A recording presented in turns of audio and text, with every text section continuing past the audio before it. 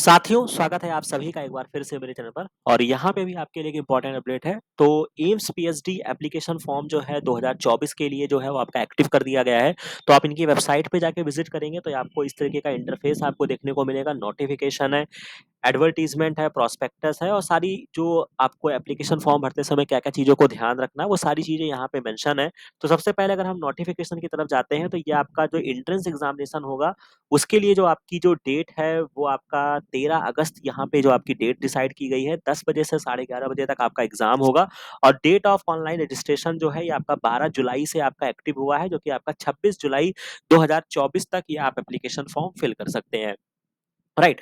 अब इसके बाद अगर हम इसके डिटेल नोटिफिकेशन प्रोस्पेक्टस की तरफ जाते हैं तो डिटेल एडवर्टाइजमेंट आपको पता ही चल गया है। इसमें जो इंपॉर्टेंट बातें हैं बस केवल उन्हीं चीजों पे हम देखेंगे और यहाँ पे एक इंपॉर्टेंट चीज है कि status of application rejected application with reason for rejection जो है वो आपको 2 तारीख को पता चलेगा। यानी कि ये एग्जाम में अगर आप जो भी इंफॉर्मेशन भरेंगे उसको ये पहले वैलिडेट करेंगे। अगर आप कोई भी इंफॉर्मेशन या कोई भी सर्टिफिकेट या सपोज अगर आप ईडब्ल्यूएस से आते हैं, सपोज दैट अगर आप ईडब्ल्यूएस से आते हैं, आप किसी भी अदर कैटेगरी से आते हैं, अगर आपने कोई गलत इन्फॉर्मेशन यहाँ पे फिल किया, गदर गलत सर्टिफिकेट अगर आपने फिल किया तो आपका एप्लीकेशन रिजेक्ट हो सकता है।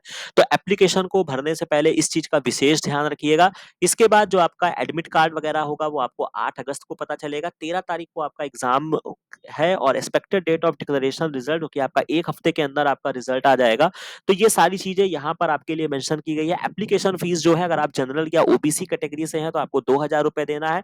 एससी, एसटी और ईडब्ल्यूएस कैटेगरी के लिए आपका 1600 रुपए एप्लीकेशन चार्ज है। तो ये आपका इंपॉर्टेंट चीजें हैं। बाकी मैं देख लेता हूँ कि और क्या चीजें मुझे आपको बतानी है। सीबीटी मोड में आपका एग्जाम होगा, 90 मिनट्स का होगा, मोर और लेस जैसे आपका आईसीएमआर का एग्जाम होता है उसी के आसपास होता है। स्टेज 1 एंड सेकंड के फॉर्म में होगा। 13 अगस्त के होगा। सेंटर फॉर एग्जामिनेशन केवल और केवल आपको दिल्ली में मिलेगा। तो थोड़ा सा यहाँ पे बाकी स्टेट्स के स्टूडेंट्स के लिए दिक्कत वाली बात है, बट फिर भी अगर आप अफोर्ड कर सकते हैं तो आप एप्लीकेशन फॉर्म को जरूर फिल करिएगा और खासतौर से अगर जो बच्चे दिल्ली एनसीआर में रहते हैं वो तो जरूर ही जाएं एग्जाम को देने। एक ही शिफ्ट में एग्जाम होगा, 10 से 11:30 होगा। लैंग्वेज ऑफ पेपर इंग्लिश होगा, ऑब्जेक्टिव टाइप होगा। 2 सेक्शन में क्वेश्चन पेपर बटे होंगे, 30 और 40 यानी कि 70 नंबर आपका होगा। मल्टीपल चॉइस क्वेश्चन होगा। अगर आप डिस्ट्रीब्यूशन ऑफ क्वेश्चंस की बात करते हैं तो आप चूंकि नॉन मेडिकल कैंडिडेट्स में आएंगे तो आपके एप्टीट्यूड के 30 क्वेश्चंस होंगे और आप जो सब्जेक्ट चूज करेंगे उसके आपके स्पेसिफिक 40 क्वेश्चंस आपको दिए जाएंगे। हर करेक्ट आंसर पे आपको 1 नंबर दिया जाएगा। अगर आप कोई आंसर इनकरेक्ट करते हैं तो आपका 1/3 का निगेटिव मार्किंग यहाँ पे की जाएगी। बाकी जब आप ये पहला एग्जाम देंगे तो आपको मिनिमम 35 मार्क्स आपको लाने हैं, तभी आप स्टेज थर्ड के लिए आप एलिजिबल होंगे। यानी स्टेज थर्ड का मतलब सिंपल सा आप कह सकते हैं कि इंटरव्यू के लिए एलिजिबल होंगे। तो ये आपके लिए इंपॉर्टेंट चीजें हो जाती है। इसके बाद अगर मैं बात करता हूँ 3 टाइम्स कैंडिडेट जो होंगे, मतलब 3 गुना कैंडिडेट जो होंगे वो आपके शॉर्टलिस्ट किए जाएंगे। ये सारी चीजें आपको बताई गई हैं। इसके बाद समरी या नंबर ऑफ सीट्स कहाँ कहाँ कितनी है वो यहाँ पे आपको मेंशन है, तो आप अपने अकॉर्डिंग यहाँ पे देख सकते हैं।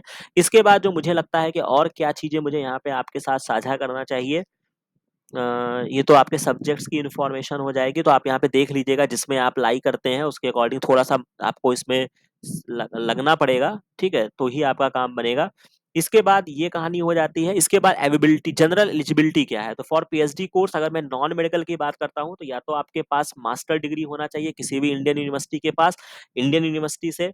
इसके बाद अगर मैं बात करता हूँ 60% आपका उसमें होना चाहिए। Special weightage for non medical candidates को दिया जाएगा अगर उनके पास खुद का अगर उनके पास कह सकते हो कि वैलिड जीआरएफ अगर आपके पास है। तो candidates who have qualified the below listed national entrance test leading to the award of the fellowship will be given special weightage in the entrance examination में आपको दिया जाएगा। सच कैंडिडेट शुड अप्लाई, आपको वहां पे एक ऑप्शन मिलेगा एप्लीकेशन फॉर्म में जहां पे आपको ओन फेलोशिप कैटेगरी में अप्लाई करना होगा और अपने अवार्ड लेटर को डालना होगा। और ये जो सारे कैंडिडेट्स होंगे इनको फॉलोइंग क्राइटेरिया फुलफिल करना होगा कि आपका अवार्ड लेटर इस डेट तक आ चुका होना चाहिए, ठीक है।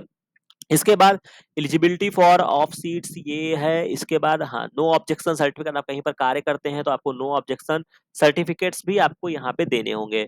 ड्यूरेशन ऑफ द कोर्स के बारे में दिया गया है। मेथड ऑफ सिलेक्शन में आपको बता ही दिया मैंने कि 2 स्टेज में आपका ये क्वेश्चन पेपर डिवाइड होंगे। 30 एमसीक्यू जो कि आपके रिसर्च मेथोडोलॉजी से रिलेटेड होंगे अगर मैं उनकी बात करता हूँ, ठीक है। और आपके 40 नंबर के जो क्वेश्चन होंगे वो आपके सब्जेक्ट स्पेसिफिक होंगे। नॉन मेडिकल कैंडिडेट्स की अगर मैं बात करता हूं तो 10 marks will be added to the total score of stage first and second for who fulfil both the criteria. अगर आप सेकंड थर्ड में आते हैं तो आपको 10 नंबर्स और दिए जाएंगे और they also have qualified in any of the following national level entrance exam. अगर आपने क्वालिफाई किया है तो भी आपको 10 नंबर्स एक्स्ट्रा दिए जाएंगे। तो ये कुछ चीजें हैं, बाकी आप इनकी डिटेल नोटिफिकेशन को देख लीजिएगा।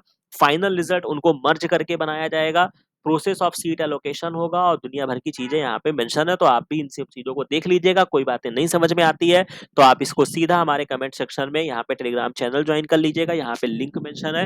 अगर आप वहाँ पे अपनी कोई भी पर्टिकुलर क्वेरी देंगे तो मैं उसको देख लूंगा, क्योंकि इतने बड़े प्रोस्पेक्टस को समझना मतलब ओपनली इसको डिस्कस करना अभी पॉसिबल नहीं है। तो उसके लिए आप इसमें देखिए, अगर आपको कोई पॉइंट नहीं समझ में आता है तो आप मेरे को बता सकते हैं। बाकी यहाँ पे न्यू रजिस्ट्रेशन पे जाओगे तो यहाँ पे क्लिक हेयर करेंगे, इस तरीके से आपको पूरा इंटरफेस खुल जाएगा। जो भी चीजें हैं उनको पढ़ लीजिएगा, मैक्सिमम यहाँ पे आपको करना होगा, प्रोसीड करना होगा, और इस तरीके से आपका एप्लीकेशन फॉर्म जो होगा वो यहाँ पे आ जाएगा। तो मुझे लगता है कि यहाँ पे सारी चीजें हमने आपको क्लियर कर दी है। तो बहुत इंपॉर्टेंट अपडेट है, एम्स में आपका पीएचडी एप्लीकेशन फॉर्म लाइव कर दिया गया है। तो अगर आप इच्छुक हैं तो आप इस एप्लीकेशन फॉर्म को भर सकते हैं। बाकी ये वीडियो अच्छा लगा हो तो चैनल को लाइक शेयर और सब्सक्राइब जरूर कर लीजिएगा। बाकी मिलते हैं नेक्स्ट वीडियो में नेक्स्ट इन्फॉर्मेशन के साथ। Thank you very